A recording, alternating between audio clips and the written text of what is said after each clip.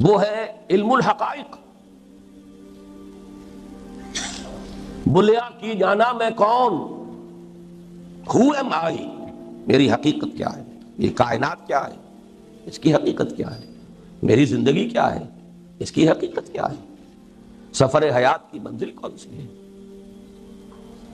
علم کسے کہتے ہیں، اس کے حصول کے ذرائع کیا ہیں، خیر و شر واقعتاً کوئی ویلیوز ہیں یا کوئی سراب ہے، یہ سارے بنیادی، یہ ہے اصل علم. اور اس میں علم میں صحیح کا مظہر اتم ایمان.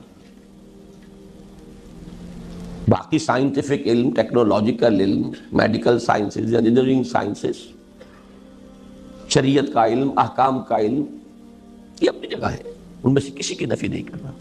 لیکن یہاں مراد علم سے کون سا ہے؟ علم الحقائق. اسی پر در حقیقت سارا دار و مدار ہے انسان کے رویے کا. اسلام میں علم صحیح کا مظہر اتم ایمان ہے، جبکہ صحیح عمل صحیح کی اساس تصور فرائض پر قائم ہے. جو آپ کا تصور ہوگا فرائض کا، اسی کے مطابق آپ عمل کریں گے. اس میں ایک تو لفظ ایڈ کر لیجئے، فرائض اور حقوق. یہ اصل میں ایک ہی حقیقت کے دو، ایک ہی سکے کے دو رخ ہیں. اللہ کے جانب آپ کے جو فرائض ہیں وہ اللہ کے حقوق ہیں آپ پر. اولاد کے ضمن میں جو آپ کے فرائض ہیں وہ اولاد کے حقوق ہیں آپ پر. مامورین کے جو فرائض ہیں وہ گویا کہ حق ہے امیر کا. امیر کا جو فرض ہے وہ گویا کہ حق بنتا ہے مامورین کا. تو یہ ایک ہی شے کے در حقیقت ایک ہی سکے کے دو رخ ہیں، حقوق و فرائض. اسی لیے حقوق اللہ، حقوق العباد، اس میں کل شریعت آ جاتی ہے، کل دین آگے. تو فرائض اور حقوق در حقیقت یہ ایک ہی سکے کے دو رخ، ایک ہی تصویر کے دو رخ. جو تصور حقوق و فرائض ہے اسی پر عمل کا دار و مدار ہوگا. وہ صحیح ہے تو عمل صحیح ہوگا. اب اگلا جملہ، ایمان انسان کو علم حقیقت ہی عطا نہیں فرماتا، صحیح محرک عمل بھی دیتا ہے. یہ ایمان کا دوسرا رخ ہے. یوں سمجھیے کہ ایمان کی ایک وسعت ہے، ایک اس کی گہرائی ہے. وسعت فلسفیانہ فکر کی حامل ہے. کائنات کیا ہے، تمہاری حقیقت کیا ہے، زندگی کیا ہے، موت کیا ہے، خیر کیا ہے، شر کیا ہے، علم کیا ہے، تم کیا ہو، تمہارا اللہ سے تعلق کیا ہے. یہ سارا وسعت ہے اس کی. یہ ہے فلسفیانہ فکر، علم صحیح. ایک ہے اس کی یقین کی گہرائی. جتنی گہرائی ہوگی اتنا ہی جذبہ عمل کو مہمیز ملے گی. تو ایمان کے دو رخ ذہن میں رکھیے. میری تقریروں میں کبھی یہ الفاظ آپ نے سنے، گہرائی اور گہرائی. ایک ہے ایمان کی گہرائی اور گہرائی، ایک ہے ایمان کی وسعت. وسعت جو ہے وہ ریپرزنٹ کرتی ہے علم صحیح کو، اور گہرائی جو ہے وہ محرک فراہم کرتی ہے عمل. جتنا گہرا ہوگا ایمان اتنا ہی جذبہ ہوگا جہاد کا، اتنی ہی اثار و قربانی، اتنی ہی محنت، اتنی ہی جد و جہد. جتنا یقین بڑھے گا اتنا ہی جہاد بلند سے بلند تر منازل تک پہنچے گا. اس اعتبار سے اولین اہمیت اسی کی ہے. جب ایمان ان دونوں اعتبارات سے اصل شے بن گیا، گویا کہ ہماری بحث میں 3/4 ایمان ہے، 1/4 عمل رہ گیا ہے. علم صحیح بھی ایمان سے، اور عمل صحیح کے لیے جذبہ محرکہ بھی ایمان. تو اب تصور فرائض دینی تو 1/4 رہ گیا. کل کے مقابلے میں 1/4 ہے، 3/4 ایمان کی حقیقت ہے. لیکن اپنی جگہ پر یہ بہت اہم ہے. وہ شعر جو میں نے بارہا سنایا ہے کوثر نیازی صاحب کا، مجھے پسند ہے. ذرہ فانی مہر درخشاں، مہر درخشاں ذرہ فانی. کائنات کی وسعت کو دیکھو تو یہ سورج بھی ایک ذرے کے مانند ہے. گیلیکسیز، اور پھر گیلیکسیز کی کتنی کروڑوں گیلیکسیز، ارب گیلیکسیز. تو یہ بیچارہ سورج کیا رہ گیا؟ ایک ذرہ. ذرہ مسکین. لیکن ایک ذرے کو اگر الیکٹرانک مائکروسکوپ آپ نے ذرے پر جما دیے تو وہاں سورج نظر آئے گا آپ کو. لہو خورشید کا ٹپکے اگر ذرے کا دل چیرے. تو یہ اعتباری باتیں ہیں. ایک اعتبار سے خورشید کا کیا مقام ہے کہ وہ ذرہ ہے، دوسرے اعتبار سے ذرے کا کیا مقام ہے کہ وہ خورشید ہے. اسی طرح کل کے اعتبار سے ایمان کے مقابلے میں یہ تصور فرائض دینی کی اہمیت بہت کم ہے.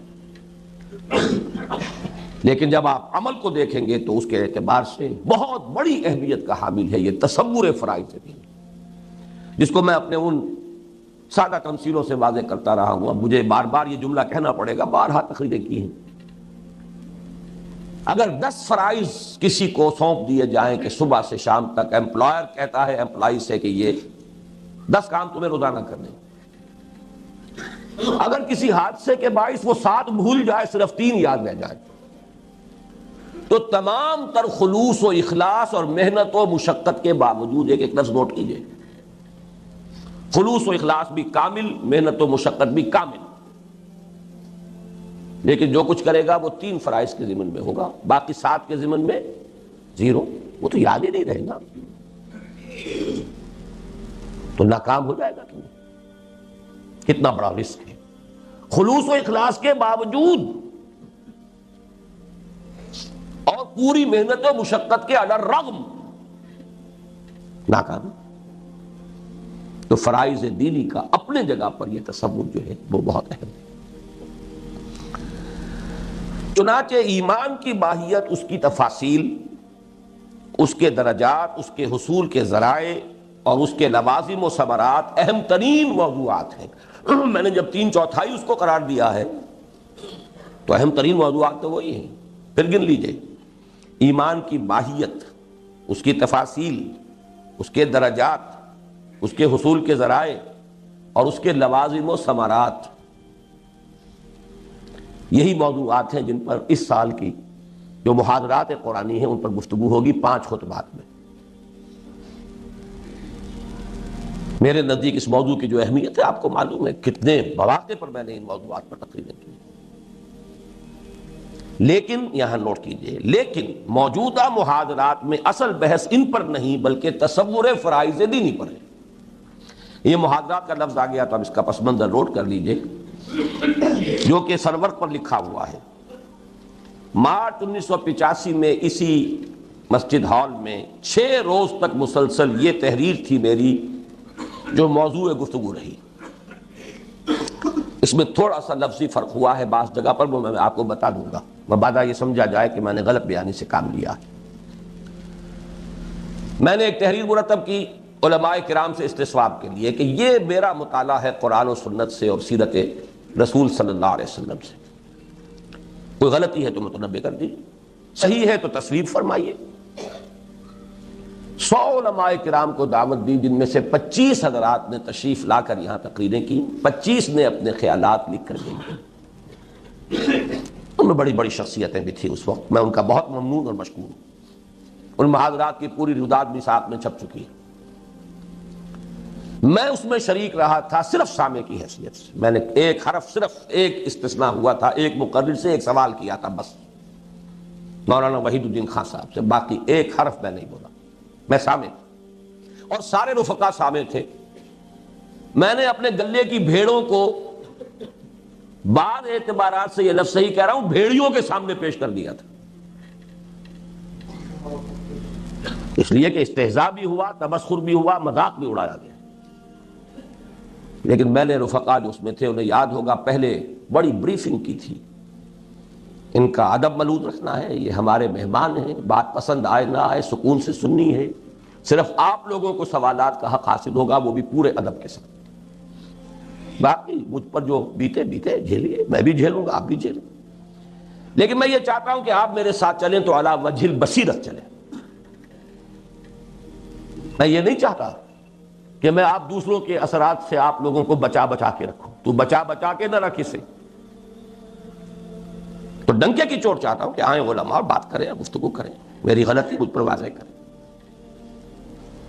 میرے سامنے وہ آیہ مبارکہ ہمیشہ بڑی اہمیت کی حامل رہی ہے. قل ھذہ سبیلی ادعو الی اللہ علی بصیرۃ انا ومن اتبعنی. کہہ دو اے محمد صلی اللہ علیہ وسلم یہ میرا راستہ ہے، میں اللہ کی طرف بلا رہا ہوں، علی وجہ البصیرت، اندھیرے میں ٹامک ٹوئیاں نہیں مار رہا ہوں، نہ میں نہ میرے ساتھی جو میرا اتباع کر رہے ہیں. تو مجھے بھی ایسے ساتھی درکار ہیں جو علی وجہ البصیرت میرا ساتھ دیں. بہرحال اس پہ جو کچھ ہوا وہ اپنی جگہ پر ہے، اس سے مجھے فائدے بھی ہوئے، بعض جزوی اصلاحات ہوئی، بعض وضاحتیں مجھے کرنے کا موقع مل گیا، اس میں کچھ نہ کچھ لفظی تبدیلیاں میں نے کی ہیں. یہ نیٹ اور بہت بڑا فائدہ جو مجھے حاصل ہوا. تو اس لیے یہاں ذکر آیا ہے کہ ان موجودہ محاضرات میں اصل بحث ان پر نہیں بلکہ تصور فرائض دینی پر. الحمدللہ کہ تقریباً تمام مکاتب فکر کے کبار علماء نے تصویب کی پوری کہ بات صحیح ہے. تفصیل تو پھر اس رودات میں پڑھیے کہ جو میں شائع کر چکا ہوں. یہاں بھی پھر ایک ترمیم ہے جو میں اب کر رہا ہوں. فرائض دینی ان کو میں نے صرف ان 3 چھتوں تک رکھا ہے محدود اس تحریر میں. بنیاد کو میں نے فرض سے تعبیر نہیں کیا. اس کے بعد میں نے اس میں ایک ترمیم کی ہے اور وہ یہ ہے کہ اولین فرض ہے تحصیل یقین کی جد و جہد. یہ بھی فرض ہے. اس لیے میں نے آج 2 ہی آیتیں پڑھی ہیں شروع میں. سورہ نساء کی آیت یا ایھا الذین آمنوا آمنوا باللہ ورسولہ والکتاب الذی نزل علی رسولہ والکتاب الذی انزل من قبل. اے ایمان والو ایمان لاؤ اللہ پر اور اس کے رسول پر اور اس کتاب پر جو اس نے اپنے بندے پر نازل فرمائی ہے، اپنے رسول پر صلی اللہ علیہ وسلم، اور اس کتاب پر جو پہلے نازل فرمائی. تو آمنو یہاں فعل امر ہے. باقی یہ کہ سورہ حدید کے میرے درس میں بھی آیت نمبر 7 آمنوا باللہ ورسولہ وانفقوا، میں عرض کرتا رہا ہوں کہ یہاں مخاطب کافر نہیں ہے، مسلمان ہے. اس پوری صورت میں مخاطب کافر ہے ہی نہیں، مسلمان ہے. تو اسے بھی ایک فریضے کی حیثیت سے ذہن میں رکھیے. یہ بھی فرض ہے، اولین فرض یہ ہے. البتہ یہ ہے کہ یوں سمجھیے اب میں نے اسے تعبیر کیا ہے اندر کی کھدائی. ایمان تو اندر ہے نا. اگر آپ کو یہ 3 منزلہ عمارت بنانی ہے تو نیچے بنیاد بھی تو اتنی ہی گہری لے جانی ہوگی. اور یہ بھی نوٹ کیجئے کہ بعد میں بنیاد گہری نہیں ہو سکتی. آپ نے بنیاد ڈالی 1 منزل کی، بنا دی 3 منزلیں، تو گرے ہی گرے عمارت، دھنسے ہی دھنسے. اگر 3 منزل کا آپ کا ارادہ ہے تو اتنی ہی گہری آپ کو پہلے بنیاد ڈالنی پڑے گی. تو معلوم یہ ہوا کہ یہ اندر جو کھدائی کرنی ہے ایمان کی گہرائی کے لیے، تو یہ تو سب سے پہلا کام تو یہی ہوگا. تو اسے بھی فرائض کی فہرست میں شامل کیجئے. لیکن یہ کہ یہ جو سپر سٹرکچر ہے زمین کے اوپر، اصل میں اس موضوع اس تحریر میں ان 3 لیولز پر گفتگو ہوئی. اب آئیے 3 اساسی فرائض. اس کو آپ نوٹ کر لیجئے کہ اس کے بعد ہے 3 لوازم. 3 × 3 6. اساسی فرائض اور لوازم میں کیا نسبت ہے؟ اس کی تشبیہ اور تمثیل بہت سادہ. اصل فرض نماز ہے، نماز کے لیے وضو لازم ہے، وضو کے لیے پاک پانی لازم ہے. اگر حالات کچھ ایسے ہیں مجبوری ہے تو پاک مٹی سے تیمم لازم ہے، وہ قائم مقام ہو جائے گا وضو کا. اب یہ درجہ بدرجہ فرض کیا، اصل فرض ہے نماز پڑھنا، لیکن پھر یہ کہ وضو بھی تو فرض ہے، پھر وضو میں فرائض ہے. فلاں کام چھوٹ گیا تو وضو ہوئی نہیں. اس اعتبار سے یہ 2 لفظ اب ذہن میں رکھ لیجیے، اساسی فرض اور اس کے لوازم. تو 3 اساسی فرض اور 3 لوازم، یہ میری اس سوچ کا خلاصہ ہے. ایک مسلمان کے اساسی دینی فرائض 3 ہیں. نمبر 1، سادہ ترین الفاظ میں، ابھی اصطلاحات سے بالکل علیحدہ صرف نظر کر لیجئے. ایک یہ کہ خود صحیح معنی میں اللہ کا بندہ بنے. یہ میری سن 51 کی تحریر میں موجود ہے، یہاں آپ دیکھ لیں گے یہ تینوں فرائض کا تصور۔ پہلا، خود اللہ کے بندے بنو، صحیح معنی، لیکن اس کے لیے اصطلاحات 4 ہیں بنیادی۔ اسلام، اطاعت خدا و رسول صلی اللہ علیہ وسلم، تقوی اور عبادت۔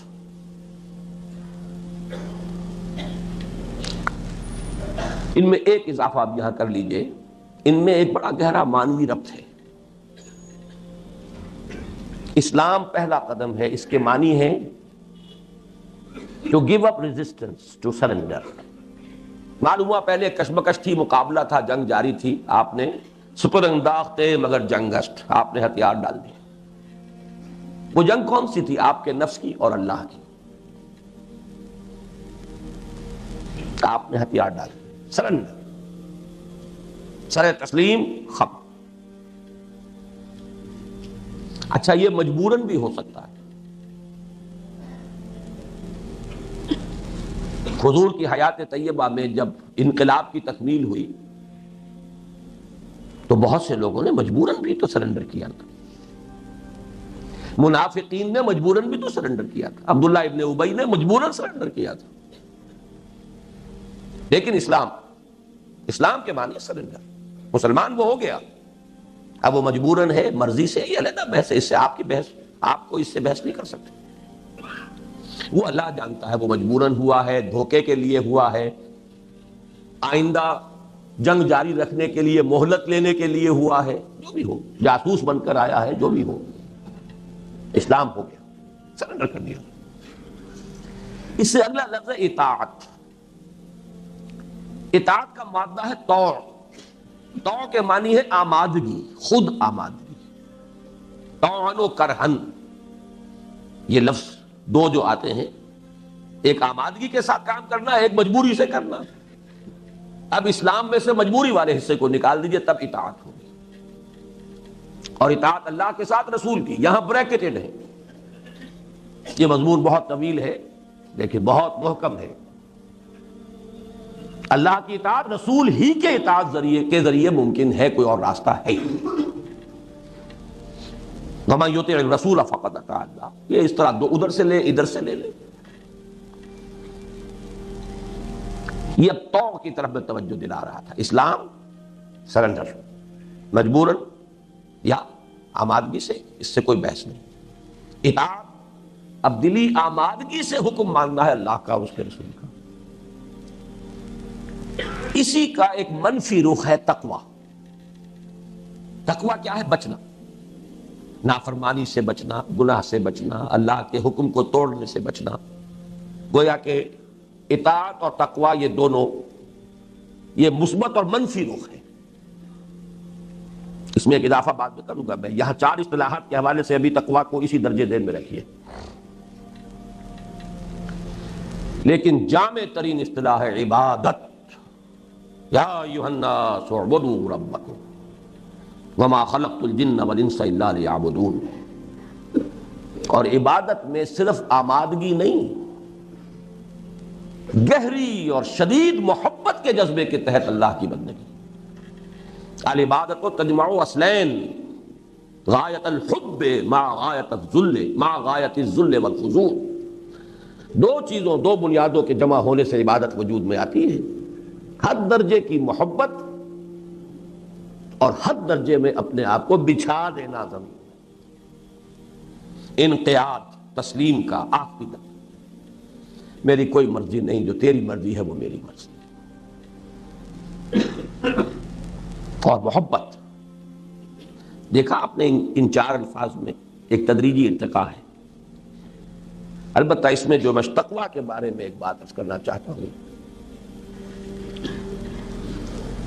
قرآن مجید کے بعض مقامات سے یہ معلوم ہوتا ہے کہ تقویٰ اصل میں اس ڈرائیونگ فورس کا نام ہے جو آدمی کو آگے سے آگے بڑھاتی ہے، اطاعت میں اور گہرا ہونا، اللہ کی بندگی میں اور پختہ ہونا، یہاں تک کہ درجہ احسان تک پہنچ جانا۔ اخبرنی عن الاحسان، مجھے بتائیے احسان کیا ہے؟ ان تعبد اللہ کانک تراہ فإن لم تکن تراہ فإنہ یراک، ان تعمل اللہ کانک تراہ فإن لم تکن تراہ فإنہ یراک، ان تخشى اللہ کانک تراہ فإن لم تکن تراہ فإنہ یراک۔ اس کے لیے سورہ مائدہ کی اس آیت کو ذہن میں رکھیے، لیس علی الذین آمنوا وعملوا الصالحات جناح فیما طعموا، وہ لوگ جو ایمان لائے جنہوں نے نیک عمل کیے ان پر کوئی بوجھ نہیں ہے، کوئی الزام نہیں ہے ان چیزوں کے بارے میں جو پہلے کھا پی چکے، جب تک شراب حرام نہیں ہوئی تھی، چاہے آپ نے گیلن کے گیلن پیے ہوں، کوئی حد نہیں، آپ کو تشویش اپنے آس پاس نہ آنے دو۔ یہاں سے اذا اتقوا وآمنوا وعملوا الصالحات ثم اتقوا وآمنوا ثم اتقوا واحسنوا واللہ يحب المحسنین۔ یہاں آپ نے تقوی کی تکرار دیکھیے، یہ تقوی ڈرائیونگ فورس ہے، ثم اتقوا، اور پہلا ایمان وہ ہے جس کے ساتھ عمل کو علیحدہ ذکر کیا ہے، ثم اتقوا اذا اتقوا وآمنوا وعملوا الصالحات ثم اتقوا وآمنوا۔ اب اگلا ایمان کا مرحلہ وہ ہے جہاں عمل خود بخود اس کے اندر شامل ہے، علیحدہ کیٹیگری رہی نہیں، ثم اتقوا واحسنوا، پھر اور تقوی اور احسان۔ اس کے حوالے سے میں عرض کر دوں، مولانا مودودی کی ایک بڑی قیمتی تحریر ہے، تحریک اسلامی کی اخلاقی بنیادیں، ان میں انہوں نے اسلام، ایمان، تقوی اور احسان 4 چیزیں بیان کی۔ میں یہ چاہتا ہوں کہ اس کی بھی تصحیح ہو جائے۔ حدیث جبرائیل میں 3 ہی آئی ہیں، اسلام، ایمان، احسان۔ تقوی در حقیقت کوئی علیحدہ مقام نہیں ہے، تقوی تو وہ ڈرائیونگ فورس ہے کہ جو ایک پہلی منزل سے دوسری، دوسری سے تیسری تک انسان کو لے جاتی ہے۔ یہ آیا مبارکہ سورہ مائدہ کی نہایت اہم۔ اسلام ایک مقام ہے، جیسے آپ کو معلوم ہے سلوک میں مقامات، اسلام ایک مقام ہے، اور اونچا مقام ایمان ہے، اور اونچا مقام احسان ہے۔ تقوی کسی مقام کا نام نہیں ہے، بلکہ حدیث جبرائیل کے حوالے سے جتنے بھی اس کے ورشنز ہیں ہمارے پاس، ان سب میں وہی 3 چیزیں۔ اسی اعتبار سے یہاں بھی میں نے یہ وضاحت کر دی، تقوی ایک زیادہ گمبھیر اصطلاح ہے، لیکن یہاں جو 4 اصطلاحات کے رب میں میں لایا ہوں، اسلام، اطاعت، تقوی، عبادت۔ اب آگے چلیے، یہ کیفیات انسان میں ہمہ تن، ہمہ وقت اور ہمہ وجوہ مطلوب ہیں، نہ کہ جزوی یا جز وقتی۔ اس کے ایک لفظ پہ شرح کرنی پڑے گی آپ کو۔ مطلوب جو مقام ہے اس کا ذکر ہو رہا ہے، مقام بندگی تو یہی ہے، ہمہ تن، ہمہ وقت، ہمہ وجوہ۔ جز وقتی آپ بندگی نہیں کر سکتے، جز وقتی ملازمت کر سکتے ہیں، وہ امپلائر امپلائی ریلیشن شپ اور ہے، جز وقتی ہمہ وقتی۔ اللہ کی بندگی جز وقتی نہیں ہو سکتی، نہ جز وقتی نہ جزوی، کچھ مانیں گے کچھ نہیں مانیں گے۔ افتؤمنون ببعض الکتاب وتکفرون ببعض فما جزاء من يفعل ذلك منكم الا خزي في الحیاۃ الدنیا ویوم القیامۃ یردون الی اشد العذاب۔ بارہا آپ نے یہ آیتیں سنی ہیں، ترجمے سنے ہیں، میں وقت نہیں لے رہا، صرف یہ کہ ٹانک لیں ذہن میں کہ یہ در حقیقت ایک جملہ جو ہے اس کا تعلق اس سے، یہ کیفیات انسان میں ہمہ تن، ہمہ وقت اور ہمہ وجوہ مطلوب ہے، نہ کہ جزوی یا جز وقتی۔ اللہ استثناء یہاں بھی ہوگا، جیسے وہاں نوٹ کر آیا ہوں استثناء۔ مریض آدمی ہے، مفلوج ہے، ہلنا چاہتا نہیں ہل سکتا، نفسیاتی مفلوج ہے، مانتا ہے کہ ہاں یہ کام فرض ہے، نہیں کر پا رہا، یہاں بھی اللہ ہے۔ اللہ یہ کہ کبھی غفلت کے باعث، اب یہاں بھی دیکھیے ایک جملے میں 3 اسباب آئے ہیں، غفلت کے باعث، یا جذبات کی رو میں بہہ کر، یا ماحول کے اثرات سے مغلوب ہو کر، کوئی غلط حرکت سرزد ہو جائے، بالارادہ نہیں، سرزد ہو جانا، اس کا اپنا ایک کنوٹیشن ہے، مفہوم ہے۔ معصیت بالارادہ ہو تو بغاوت ہے، جسے ہم گناہ کہتے ہیں، تقصیر، وہ بالارادہ نہیں، سرزد ہو گیا۔ کیوں ہو گیا؟ نمبر 1 غفلت کے باعث، یاد نہ رہا۔ نمبر 2، جذبات کا روح اندر سے ایسا ریلا اٹھا ہے، طوفان بہہ گیا آدمی، اس کی قوت ارادی کے بند ٹوٹ گئے۔ نمبر 3، کسی ایسے ماحول میں چلا گیا ہے وقتی طور پر، عارضی طور پر، کہ اس سے مغلوب ہو گیا ہے۔ 3 اسباب ہو سکتے ہیں معصیت کے، تو یہ ہے استثناء۔ اگر حرکت ایسی سرزد ہو جائے تو اس پر فوری توبہ اللہ کے یہاں لازماً مقبول ہوگی۔ یہ لازماً انڈر لائن کر لی، سورہ نساء کی آیت نمبر 17، 18 بھی نوٹ کر لیجیے۔ انما التوبۃ علی اللہ للذین یعملون السوء بجہالۃ ثم یتوبون من قریب۔ یہاں لفظ فوراً کیوں آیا؟ فوری طور پر، ڈیرا ڈال دینا نہیں ہے، اب گر گئے تو پڑے رہو۔ راہ چلتا آدمی پھسل گیا، گرتا ہے تو بجلی کی مانند اٹھتا ہے، اللہ یہ کہ فریکچر ہی ہو گیا، وہ بات دوسری ہے، ورنہ پڑا نہیں رہتا وہاں۔ فوری توبہ ہو، جیسے ہی ریلا گزر گیا جذبات کا، جیسے ہی ماحول کا وہ جو غلبہ تھا وہ رفع ہوا، جیسے ہی غفلت کا پردہ چاک ہوا، ثم یتوبون من قریب، جو لوگ فوری توبہ کر لیں گے، انما التوبۃ علی اللہ، ان کا حق ہے کہ اللہ ان کی توبہ قبول کرے، اللہ نے اپنے اوپر لازم کر لیا ہے توبہ قبول کرنا۔ بہت بڑی ہمارے لیے اس میں نوید، خوشخبری، یہ اپنی جگہ پر ایک بہت مکمل فلسفہ ہے توبہ کا، لیکن یہاں صرف ان الفاظ کی حد تک صرف رکھیے۔ اس کے برعکس اگر جان بوجھ کر کوئی ایک معصیت بھی مستقل طور پر اختیار کی گئی، جان بوجھ کر ایک معصیت بھی مستقل طور پر اختیار کی گئی اور اس پر اصرار ہوا، تو اس سے نہ صرف یہ اصرار سین والا نہیں ہے، میرے والا نہیں ہے، یہ سواد والا ہے، یہ تو اس سے نہ صرف تمام نیکیوں کے ضائع چلے جانے یعنی حبط اعمال کا اندیشہ ہے، بلکہ اس کا خطرہ ہے کہ المعاصی برید الکفر کے مطابق ایمان بالکل زائل ہو جائے اور انسان خلود فی النار کا مستحق ہو جائے۔ یہاں بھی ایک اللہ ہے، اللہ یہ کہ حقیقی اور واقعی اضطرار موجود ہو۔ اضطرار ہے، بھوکا مر رہا ہے سور کھا سکتا ہے، اضطرار اس کو مردار کھا سکتا ہے۔ لیکن اگر یہ نہیں ہے، اضطرار نہیں ہے، جان بوجھ کر عیش کے لیے، تللوں کے لیے حرام کاروبار، سودی کاروبار، یہ پھر بالکل دوسری شے ہے۔ یہاں وہ آیت نوٹ کیجئے، بلا من کسب سیئۃ واحاطت بہ خطیئتہ فاولئک اصحاب النار هم فیہا خالدون۔ جس نے جان بوجھ کر، کسب کا لفظ ہے یہاں پر، دیکھیے وہ ہے سرزد ہو جانا، یہاں ہے جان بوجھ کر کرنا۔ سیئۃن میں یہاں تنکیر ہے تفخیم کے لیے، چھوٹا گناہ نہیں، بڑا گناہ۔ پھر اس پر اصرار ہے، احاطہ کر لیا، احاطت میں ہی خطیئتہ۔ اس پر اعتراض تھا بعض علماء کو کہ اس میں کچھ خارجیت یا معتزلیت کی بو آتی ہے۔ ہمارے علماء کرام کو بڑی چنتا اور تشویش ہوتی ہے کہ لوگوں کو کہیں کوئی بے چینی لاحق نہ ہو جائے۔ مست رکھو ذکر و فکر صبح گاہی میں اسے۔ یہ ایک عجیب موضوع ہے جس پر ہمارے ایک نوجوان عالم ساتھی اس وقت شاید ہمارا ساتھ چھوڑ بھی رہے ہیں اس ایشو پر، مولانا فیض الرحمان صاحب۔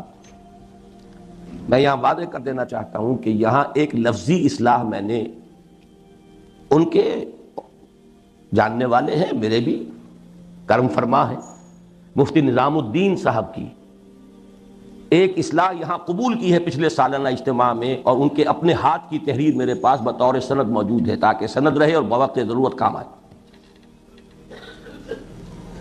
یہ الفاظ ان کے ہیں، المعاصی برید الکفر، یہ اصول ہے علماء کے ہاں۔ معصیت ڈاٹ ہے کفر کی، گناہ کفر کو لاتا ہے، جیسے ڈاکیا آ کے ڈاک دیتا ہے۔ اس کا یہ مطلب نہیں کہ ایک گناہ کیا تو کفر ہو گیا، نہیں،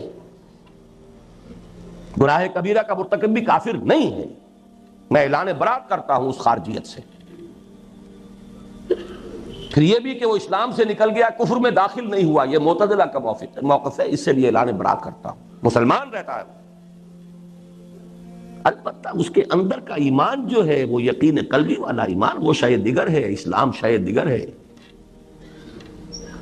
ان دونوں میں جو گڑبڑ کرتے ہیں، انہوں نے مسلمانوں کو ان کی بے عملی اور حرام خوریوں کے اوپر مطمئن کیا. یہ ساری جو ہے ہماری بے عملی ہوئی نہیں، ان احادیث کا ترجمہ کرنے کو تیار نہیں. یہ ترجمہ نہ کر دینا، واللہ لا یؤمنو واللہ لا یؤمنو واللہ لا یؤمنو، خدا کی قسم وہ شخص مومن نہیں، خدا کی قسم وہ شخص مومن نہیں، خدا کی قسم وہ شخص مومن نہیں. نہیں، یہ نہ کرنا. کہنا خدا کی قسم اس کا ایمان کامل نہیں، خدا کی قسم اس کا ایمان کامل نہیں، خدا کی قسم اس کا ایمان کامل. گویا کہ حضور کو تو عربی زبان آتی نہیں تھی. جو مدعی ہے کہ انا افصح العرب،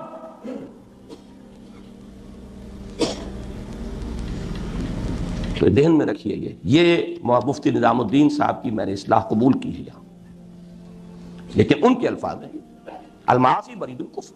ایک انتہا یہ ہو سکتی ہے، جیسے حضور نے فرمایا ایک گناہ کیا داغ پڑ گیا، توبہ کیا داغ دھل گیا، نہیں کیا دوبارہ دو گناہ کیا پھر داغ، پھر گناہ کیا پھر داغ، پھر گناہ کیا، تو یہاں تک کہ دل سارا سیاہ ہو گیا، یوں بند ہو گیا.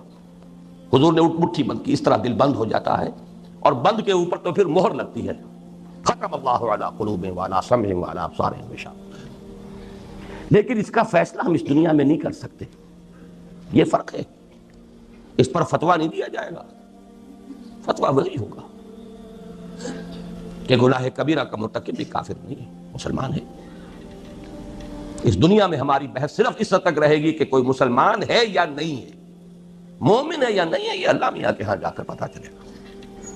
کیا پتہ کس کس کا پردہ چاک ہو جائے، کون کون سے یہاں جو اتقیاء اور زہاد مشہور ہیں وہاں معلوم و ریاکار تھے بدترین.